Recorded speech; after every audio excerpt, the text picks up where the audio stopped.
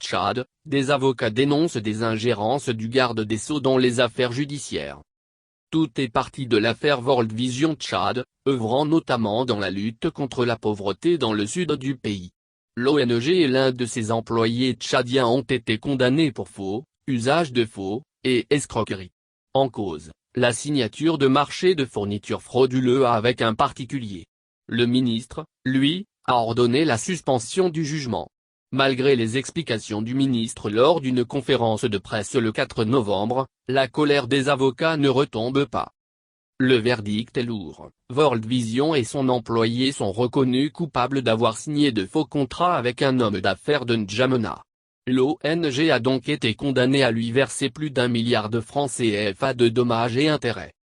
Un jugement abusif pour le ministre de la Justice. Il a expliqué que le plaignant n'avait apporté aucune preuve d'une avancée d'argent de sa part pour réaliser ce marché et a ordonné la suspension du jugement. J'ai utilisé ce que la loi me donne comme pouvoir. Le pouvoir dans l'intérêt de la loi. Et j'ai interdit à ce qu'on pioche dans le compte de World Vision ce montant pour le remettre à un individu. Et si c'était à refaire, je le referais, se défend Mahama Talabo.